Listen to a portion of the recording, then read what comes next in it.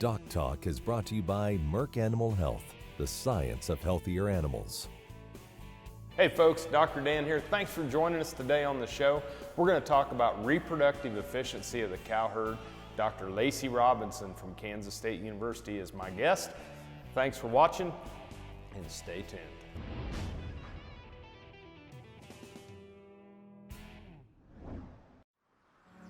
As dependable as the sunrise, in dairy parlors, open pastures, on ranches and feed yards across America, a place where reputation is more than a name, where the science of healthier animals is a way of life. It's the responsibility that drives who we are and what we do. Every decision, every day. It's your livelihood and our responsibility. Closed captioning brought to you by Vet Gun with Amel and new AMA Abamectin Vet Caps, the 1-2 punch against hornfly resistance from AgriLabs.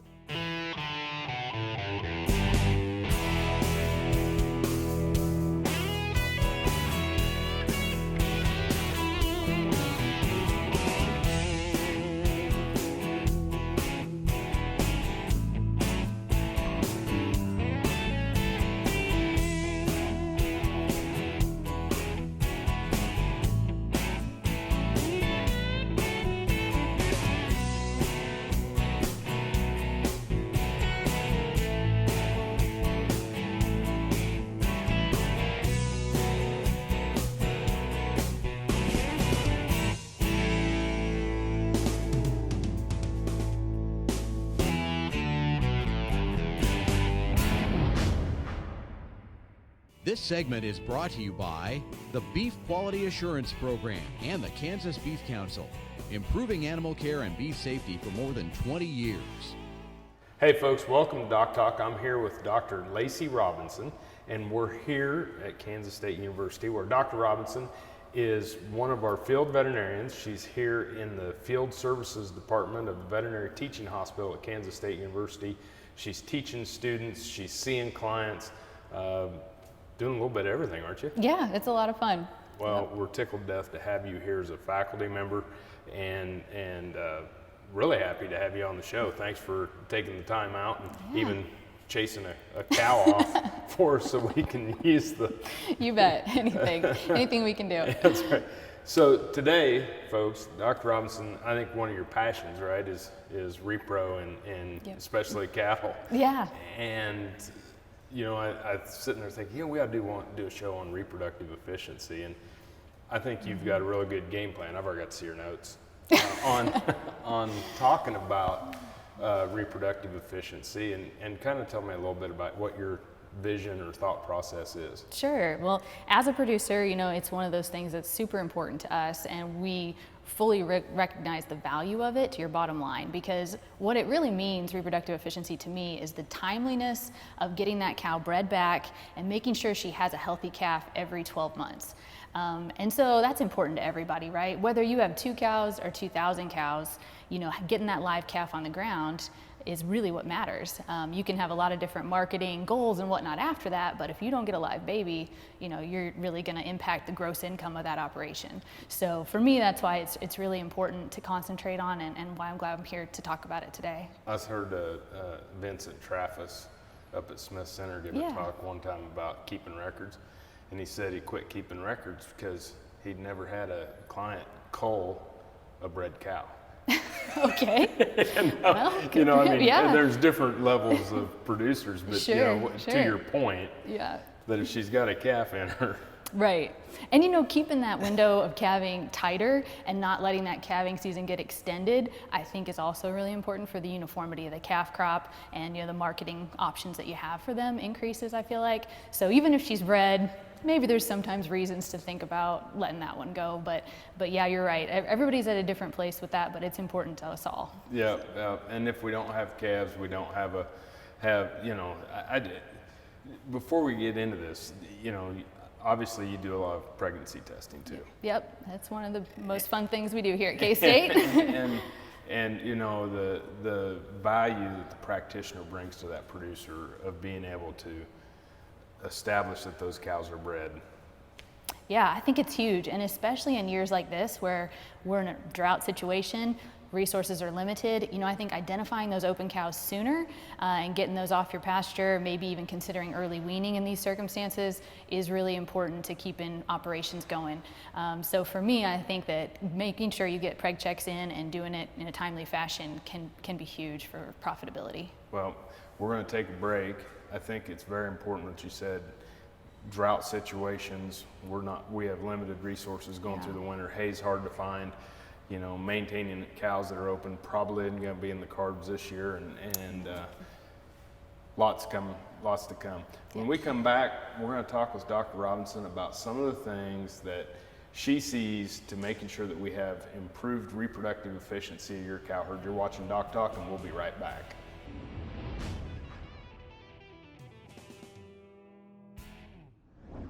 Hey folks, Dr. Dan here. Welcome to our Cattle First Tip as sponsored by Boehringer Ingelheim Vet Medica. And today we're going to talk about preconditioning. Now, I hear the term preconditioning and backgrounding used a lot. To me, preconditioning occurs on the ranch of origin. Backgrounding cattle are cattle that we purchase somewhere, bring them into a facility, and get them started post-weaning. So preconditioning is going to start out, we want to make sure animals are properly vaccinated, that they are dewormed, that they're castrated, dehorned, lots of different things in animal husbandry that we're going to take care and prepare these animals for market transfer. Another thing that we're going to do during preconditioning is we're going to introduce animals to what a feed bunk is and to what a water tank is. All of these things, as we increase the number of days from 30 to 45 days in our preconditioning program prior to shipping them to the feed yard, helps these cattle be better acclimated for their change of address.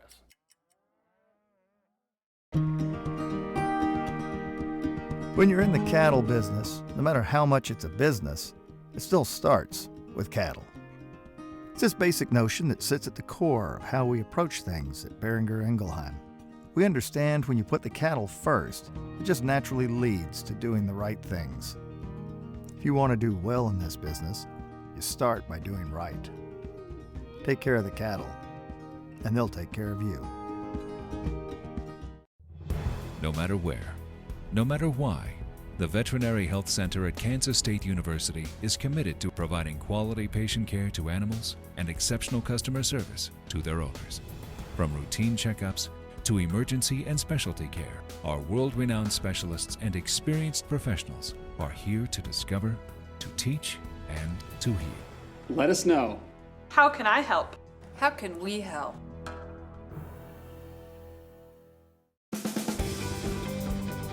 Parasites will lose you more money than any other disease out there besides infertility. So, parasites is something that we have to control, and that's what VetGun does for us. It's tough out there on a ranch, but with the ease of the VetGun, it's a one-man operation, and whenever you can get one thing to work out great throughout that day, it just makes my life a little easier.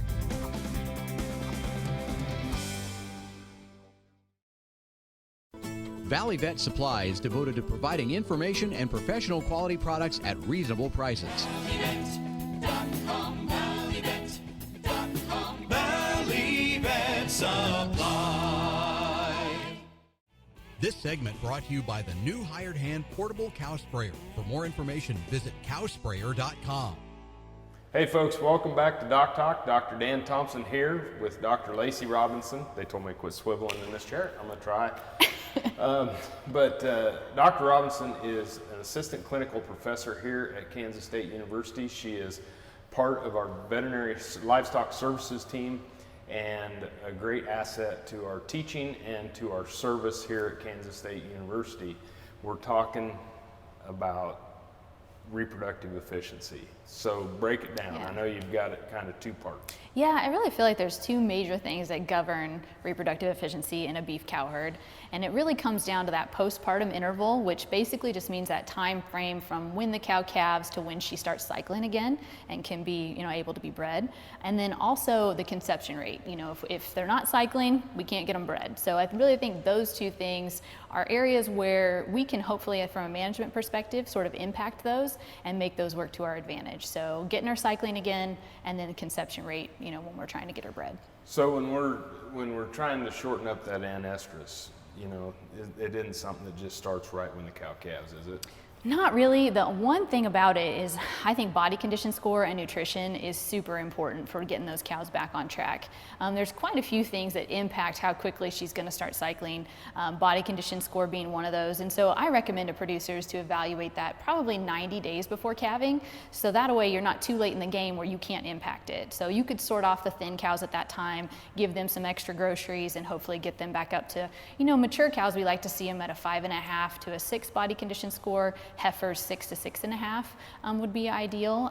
So that's one area that I think producers can really impact, shortening that window, because there's some data out there that says if your cows are more in a 4 body condition score, then that anestrus period can be up to about 80 days. Whereas if they're in a 6, then you're more likely to get that down to about 55 days. So really that amount of time, that 30 days, can be crucial. Yep. So they need to be looking at cows, making sure that we have them proper body condition score, working with their co-op, their nutritionist, even a veterinarian. Absolutely. Can do Veterinarian, body condition great score. resource on we that. actually have, Yeah. I mean, you know, all kidding aside, a lot of veterinarians are going out and getting that extra training in nutrition to provide that added service in their practice. So while we've always had this banter between nutritionists and veterinarians, there are some veterinarians that are absolutely equipped to help in that area. So don't be afraid to fully utilize your veterinarian in a lot of ways. The other thing that can impact the anestrus period is, of course, if they had a calving difficulty. So maybe noting which ones you maybe had to help, you know, that had a difficult pull or something like that. Those are maybe going to need extra time. Also, just the general health of the cow. You know, if it's a cow that is getting older in age, and so she was thinner in her body condition score, or a younger heifer who we know need at least 30 to 45 more days in that anestrus period, just kind of factoring that in. So with your first calf heifers, you know, having those calve a month before your cows start for many reasons is a good plan. And one of those is so you can keep them on track to stay in the herd, so that anestrus period isn't too extended. So that's a great point. You know, I always thought about the heifers not having as strong as colostrum and scours and having those calves first and things like that, but then to think about the added time to make sure you keep those heifers in the herd. I think it's really important for them to get a good start. Good. Yeah. Well, we'll do the second half of reproductive efficiency when we come back from these messages. You're watching DocTalk. Thanks for joining us.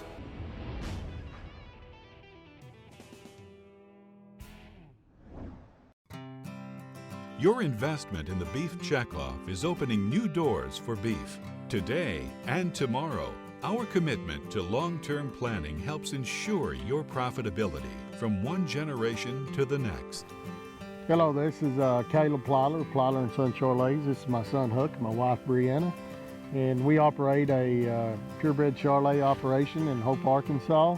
You know, in the business that we're in, the beef checkoff dollars are very important to us. A lot of that money is to educate people, just like kids that's in Huck's class, the importance of eating beef. You know, it's a high protein product that it's a very important part of our diet. Sometimes we get this bad rap as beef is not, you know, what we really need to be doing from a dietary standpoint. But, you know, being able to get to the kids and let them know that, you know, beef, it is what needs to be for dinner. You know, one of the bigger things with our family is getting to go out and show off some of our cattle. Huck, he gets to show a lot of heifers. A lot of what we do trying to get him into showing is the fact that it's teaching him discipline, respect for the animals, and it's going to continue to give him lifelong skills throughout his life. But I think it's very important that, you know, the next generation understands how important the beef industry is. Just like Huck here, we plan on him one day operating this farm. And, you know, if we can do that, we're doing what we need to. Because, you know, this country is founded upon people that, you know, have family traditions and do a really good job of keeping those traditions going. Huck, one day, what kind of cows do you want to grow up to have, you think? Charolais. Charolais, all right. You know, if the beef checkoff dollars are going to really good causes and really promoting beef, then the consumers are going to want to buy more beef, and that leads for us making more money in the end, and it really helps the quality of people's cow herds because we're able to enhance our genetics even more.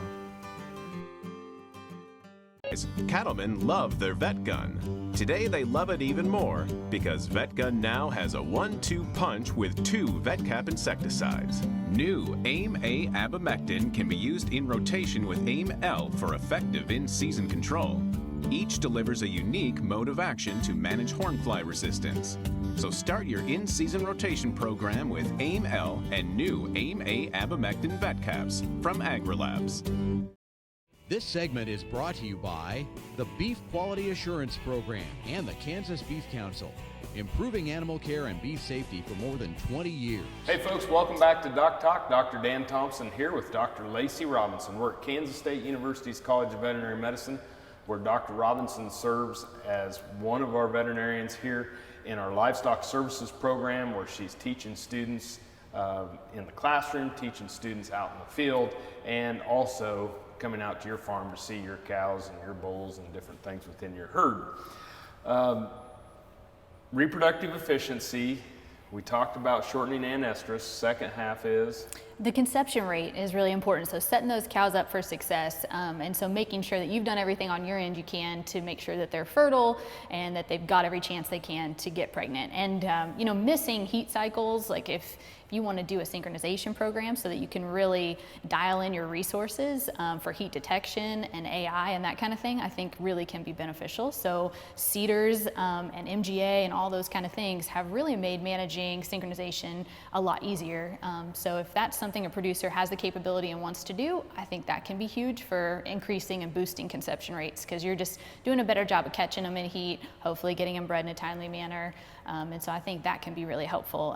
Not to hit too much on the body condition part, but I think it's also really important for fertility. So having them in the right condition at calving, really important, but also when you start the breeding season. So you don't want to let them, you know, when during lactation, those definitely those demands go higher, so you want to make sure they've had the proper level of nutrition and that they're not going backwards from calving to breeding. That can really have a detrimental effect on your overall conception rate. Yeah, and when we get into this, you know, we talk about fetal programming and different things like that, and really it gets back to enough energy, enough protein, vitamins and minerals to match the physiological stage that the cow's in. Right, absolutely. So it's not just a, you know, you're evaluating that once a season or something. You need to really have your eyes on them all year round, making sure that body condition is staying where it needs to be, and adjusting your mineral program or your nutrition program appropriately. So. Yeah, I mean, we start thinking about third trimester, beginning of early lactation, the energy drain during that time, and if you're behind on body condition score going into lactation, you can't make it up. Now you've thrown everything back, but I think it makes perfect sense what you're saying. Let's get them to cycle sooner to keep them on track for a year, and then when they cycle, they've got to stick. Yeah, absolutely. And I think the other thing that's important to remember, you know, the veterinarian perspective, of course, but is the importance of a good health program. So is that, to me, means vaccinations are done in a timely manner. You know, there's data out there to suggest you don't want to be giving them modified live vaccines any closer than 30 days prior to the breeding season starting. But you want to make sure the heifers that you're adding to your program really have the right vaccinations leading up to breeding, so that they're protected from those viruses that can cause, you know, early embryonic death and abortions and whatnot. And of course, anaplasmosis and lepto, and there's just definitely consult your veterinarian on having a solid program, because that's very important too. And the bulls, you need to make sure they're fertile and you have enough bull power out there to get the job done. Yeah, this show's seen all around the United States, and we definitely want them to work with their local veterinarian, because bugs that you have down on the coast are different than what we have in the Midwest, and different than what we see in Montana. And absolutely. So we just keep working on it. Well, let's take a break, and then when we come back, we'll do a wrap up here with Dr. Lacey Robinson.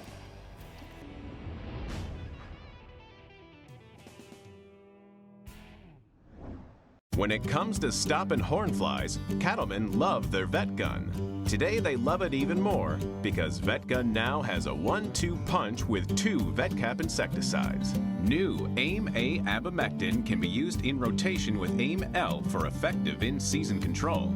Each delivers a unique mode of action to manage hornfly resistance. So start your in-season rotation program with AIM-L and new AIM-A abamectin VetCaps from AgriLabs.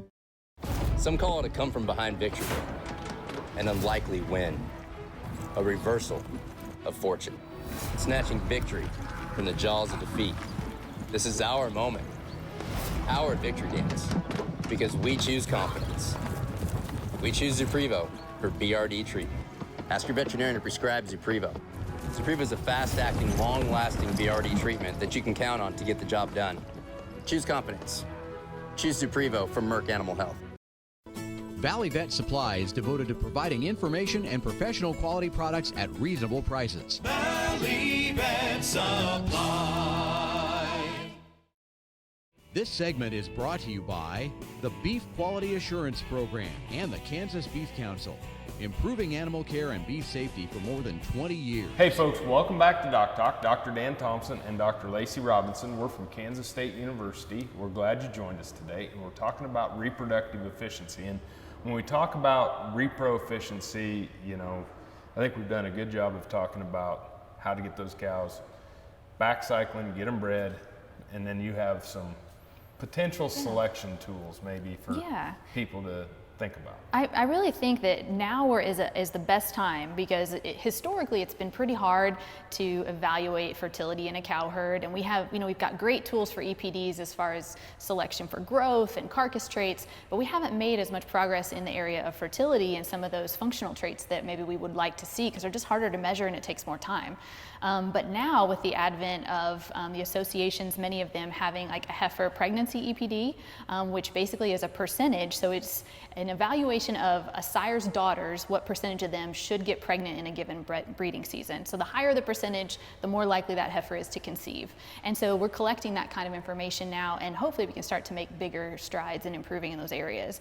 And that's pretty cool. I know, I really am stoked about it. And then you add to it the stayability EPDs, which are more a measure of the cows staying in the herd, right? Because that's a measure out 6 years that calf is having a cow is having a calf every year for 6 years in a row, and we know that it takes sometimes up to 5 calves for a cow to really pay for herself, and so that's crucial information for the profitability of an operation. And so with stayability and heifer pregnancy, even though those are harder to make progress in because they're not quite as heritable as some of our growth traits, I still think it's worth some emphasis, and I hope producers will start taking a look at those numbers when they select their bulls or even females they want to add to their program.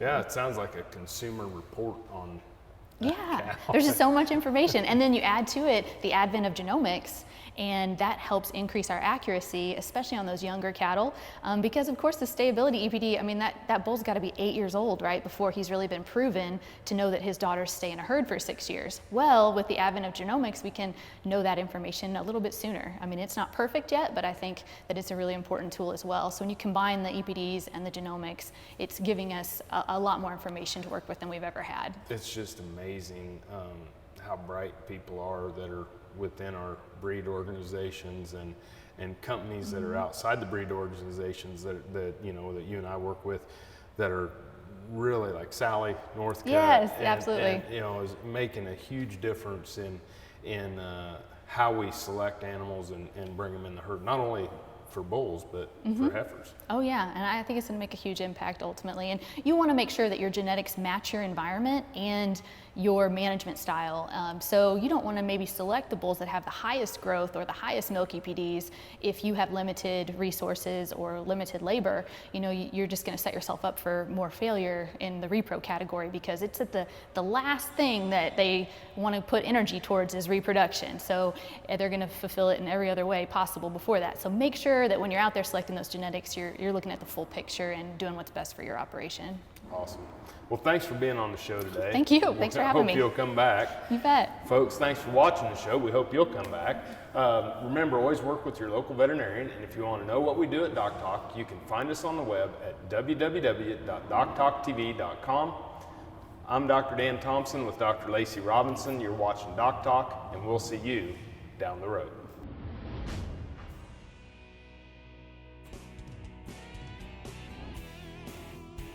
Closed captioning brought to you by Vet Gun with Amel and new AMA Apomectin Vet Caps, the 1-2 punch against hornfly resistance, from AgriLabs.